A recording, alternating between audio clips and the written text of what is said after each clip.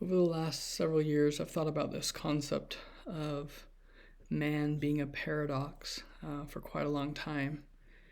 There's a talk, actually not a talk, it's a chapter in the David O. McKay Teaching of the Presence of the Church book, and it's called The Dual Nature of Man. And it talks about, right, how we are both spirit and we're merged with flesh, and that flesh comes with a natural part, a part to overcome. And I often think of Ether 12, I think it's verse 27, where it says, I give unto men weakness. And, right, so we have these weaknesses, we have these struggles that we face, we have these challenges that can overcome us. And so often we define those as who we are. And it's not who we are because that's who we became. It's more of like who we adopted. So in my mind, for example, I believe in the premortal existence. I would assume everything was agency. That's what the whole fight was about, right? That's what the whole struggle became about. And so I imagine that we chose where we came.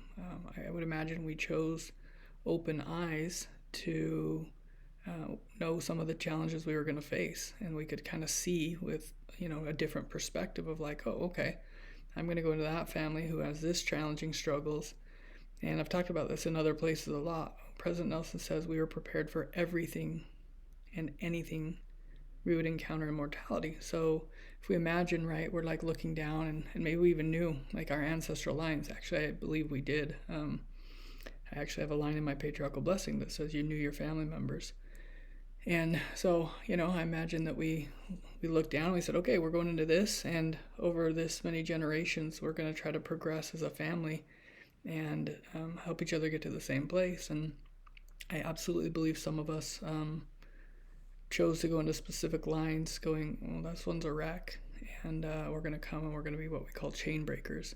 Had some powerful experiences in deep meditative spaces where, I'll just be brief, I've shared this in a podcast before, but where the kind of the vision in my meditative space was my dad, me, and my son coming down to a family line with the intention of, I call it cleaning it up over 3 generations.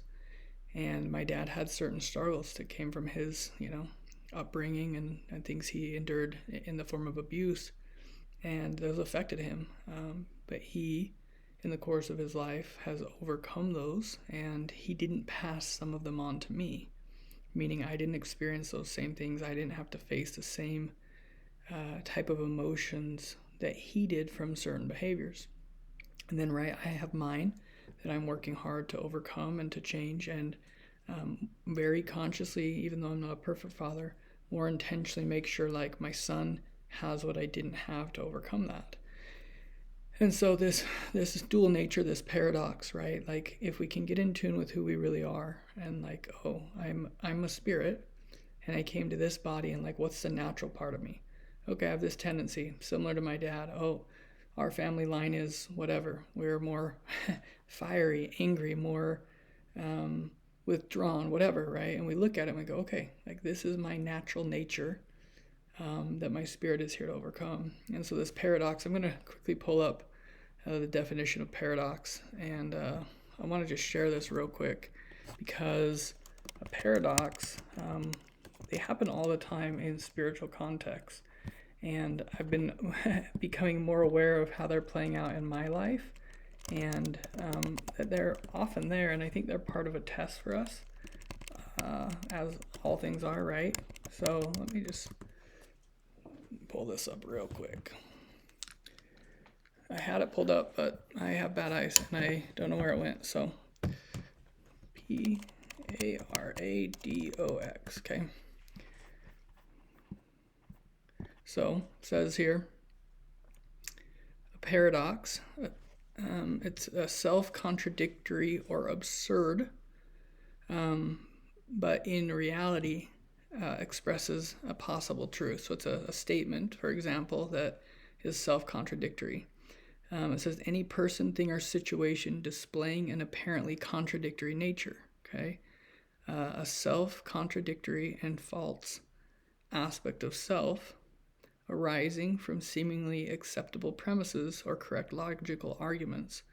So the main component there for me is I'm not always me. I remember doing this guided process. It was really powerful for me. I'd been a therapist for many years and was just struggling with the same things, and I understood the concepts, and I was like trying to get myself like, I know better. But I went to this training, this conference, and it really changed everything I did therapeutically. It was the base point of all of this that I've learned to do with Rise and breakthroughs and illuminations and all these types of things. But I got on stage, so I raised my hand and shared the situation. And at the time, I was really struggling with my daughter. Like, she had the ability to like push all my buttons, and I knew better, and I'd done work and all this stuff. Like, I don't want to be this way. I don't want to react this way. She's just a little child, but I still reacted the same way. And I went up on stage, and he guided me through this. Like, it was a 17-minute process, and it was a radical paradigm shift of what was happening externally and what it activated internally. And over the course of that 17 minutes, it was just finished. Like, the shift in my mind was so thorough that like the next time that same thing happened with my daughter, I didn't like mindfully wrestle with it. Like, oh yeah, Austin, you know better. Don't react even though you're feeling like reacting. Instead, what happened was she did the thing, and my body and my mind they didn't flood. And I had an awareness of like, 2 weeks ago, that would have done this to me. Right now, it doesn't mean the same thing anymore. I'm fine. And so this ability to go internal and shift it is super valuable. That's, everything we're doing here with our different illuminations and our different guided things. But the key component that came out of that, because I had a lot of shame about my reactions to her. But in that guided process, I remember the guy guiding me on multiple occasions. He said, anything less than you is not you. Anything less than you is not you. And I started to see other areas of my life where there were things that I was doing that were less than me, that were less than who I wanted to be. I was doing them, but those things weren't me. They were just something I was doing automatically, which wasn't conscious. It wasn't my will. It was reactionary. I was being acted upon and reacting instead of learning to act and be me no matter what was happening externally. And that's something I've been working on a lot. We can't control the external circumstances, and a lot of us can't control the internal. That was me for a long time. I understood the principle. I didn't know how to do it. And so now, I live in a space where any moment of the day, a tornado could arise, a hurricane, a storm. It could get washed over with a massive wave of emotion, and it hits you.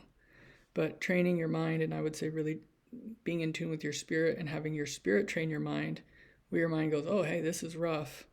And you have the, perspective of awareness to go, this isn't my favorite right now, but I know it's going to pass, or I know who I am. I know this is an attack of the adversary. I know that if I react to this emotion, it's not going to go well. In fact, recently I've been going through some things, and I write out kind of my response, kind of like my initial reaction of what I want to say. And I used to just say those things. I'd spew them out, and there was even times where I'm like, I shouldn't say this, but I'm gonna, right? Now I've learned to, if I need to, a lot of times I can just shift out of it and have a perspective, but sometimes I write through it. I'm like, I'm gonna get this out on paper. It's like, okay, this is what's inside of me. And then I ask myself, if I deliver this message, is it going to create the outcome I actually want? Or is it going to create more contention or misunderstanding or whatever?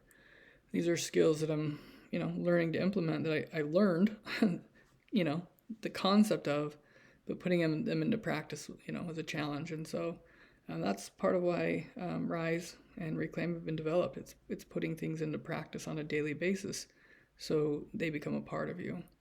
So anyways, I encourage each of us to be aware of this paradox and begin to decipher what's me, the spirit me that lived in the presence of God, that exercised exceedingly great faith, that was valiant, these different things, foreordained, these things that we can get little breadcrumb pieces of our true identity from prophets and apostles, for example.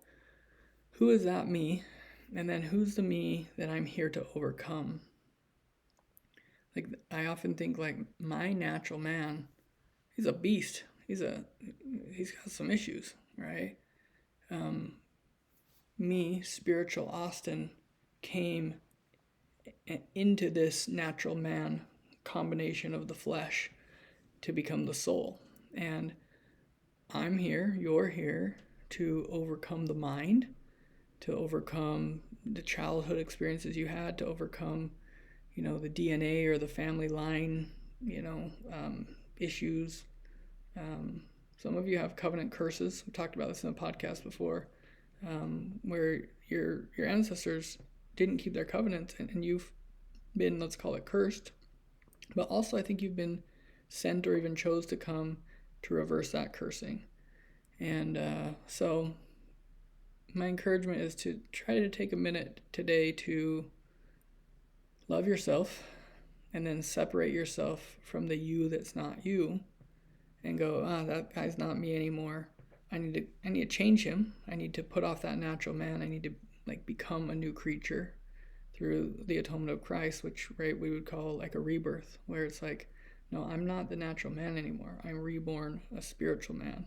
Scriptures talk about this, like, right, I was born of the Spirit kind of thing. Jesus says we need the baptism of water and the baptism of fire and the Holy Ghost, and that's a worthy topic that we'll come back to. But I hope this is helpful to begin to separate yourself and recognize, like, I am a paradox. There's a part of me that's me, wrestling with a part of me that I think is me that's actually not me.